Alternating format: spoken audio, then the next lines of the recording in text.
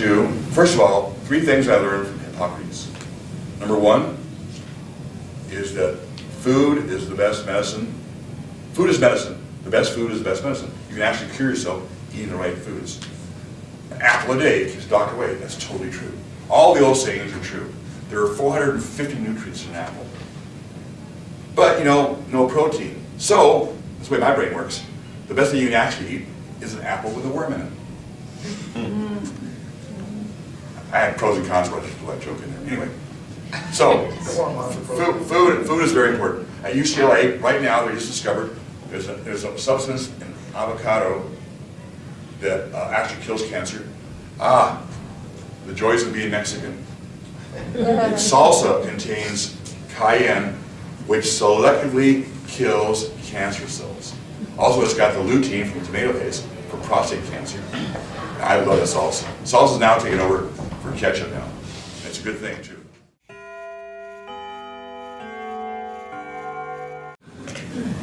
Okay, time. Okay, this is it's all about diet. Okay, you want to lose weight.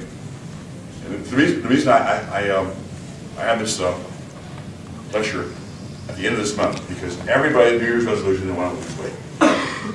Well, that's a good thing to do because being overweight is the 3rd leading cause of preventable death. Second, the first one is cigarette smoking, but I'm going to switch all that tonight. Number 1 cause of preventable death is eating simple carbohydrates, white flour and sugar, because of glycation attaches to your proteins and it mucks up your protein, mucks up your functioning. And you know, I deal with a lot of women and they all skin. Well, the first thing you got to do is you got to eat good food, you know. And what's good food? Okay, good food is food in the forest, white out. And then, as far as there's a lot of nutraceuticals or vitamins out there, and everybody wants to decide. And there's actually too many to take. So after years of research, and I'm not the only doctor that's thinking this way. Okay, you know, Dr. Oz, he's sort of on the path. You know, he's where I was about 15 years ago. But that's good. He's on the path. He's seeing the light. You know, and there's a lot of other doctors. Dr. Schellenberger, who I study with at Reno, and Dr. Douglas. These are all guys that are seeing the same thing I'm seeing. Complete disconnect. American medicine is a broken paradigm, okay? Because the doctors, as well as the patients, have been brainwashed. All you have to do is turn on TV every night. They're thinking that for every disease, there's a pill. That's wrong. I'll argue that from anybody. The Oriental technique, the Ayurvedic technique, the homeopathic technique is to first, Buddha, clean the body, right thought, right action, clean body, clean mind. Right there. That's the path to health. Totally right. Okay, what we do is we look at body fat. Okay? Because I think that fat is associated with cancer, it's associated with everything. So I try to get the body fat down. And what people that are fat, they stay fat because they're fat. Reason being is if you're overweight and you have a lot of fat, you have a high insulin in your bloodstream. Okay. Now the high insulin is associated with all the parameters of aging and illness. Now the high insulin means that it scavenges any glucose that's in your blood. And so you're always hungry because you're reactively hypoglycemic. So what you have to do is you have to break this metabolic barrier. And so being overweight, morbid obesity, and a major problem, a lot of times it's hormonal. And you have to address the hormone problem. And a real big one with women is hypothyroidism. In fact, there's a Dr. Baroka Barnes, the World Authority on Thyroid.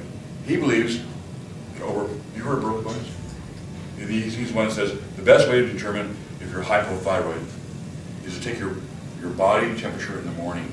It's better than any laboratory test. And so these are the symptoms of hypothyroidism. And normally when I give this lecture, the women will go, that's me, okay. Okay, number 1, having trouble with weight. Number 2, cold hands, cold feet, dry skin, constipation.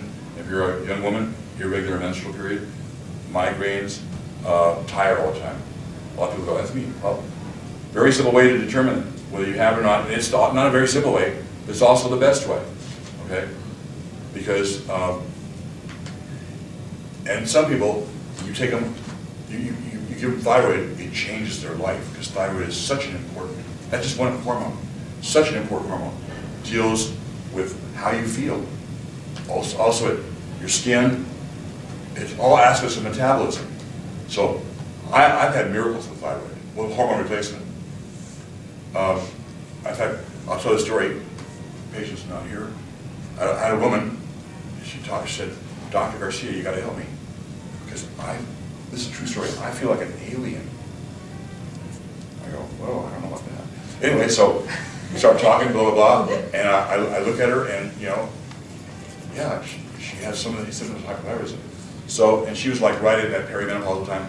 So I did some tests on her, and sure enough, she was deficient in certain hormones, especially thyroid. I balanced her hormones. This I consider this a miracle. And now she was getting along with everybody at work. She was losing weight, and she had more energy, and she was happier. All the research now shows that thin is best. Okay, all of it. That's the other thing, and that's no one can argue with that. So the purpose of fasting is to clean your body out? Yeah, yeah. So all and periodic fasts are like one of the best things you can do to clean your body and also clean your head out too. And what about how often do you do it? Once a month? Once every 3 months? I fast. I eat 1 meal a day. Why? Because that's what the Buddha did. 1 meal a day. Okay. And so that means always or just that? Well, no, I've really been strict for probably the last 8-9 years. Okay. 1 meal a day. 1 meal a day. How many calories in that meal? I stay under 2,000 calories. And right now, my weight is below my high school weight. And I eat good. I'm not hungry. No, you're fine. Okay. And what I tell my patients is just being average weight. If you really want to push the envelope and live 100, 110, and it's in all the research. And the first was done by Dr. Wolf at UCLA. He showed that reducing your caloric intake by 40% increases your longevity by 50%. So 50% of the average 76, everybody should live to be 100 just by being thin. Well, look around. A lot of this stuff is so obvious. You don't see any fat old people. They're all thin. Except my brother. Hey. Just kidding. Hey, he's my new friend. I know. Yeah, this is Ray. And I met him 3 months ago. I was at a laser lecture, and we're friends, so I can talk to him. So he says, I'm always, you know, they're lecturing, I'm asking questions, blah, blah, blah, spouting off. He says, how can I get my blood pressure down?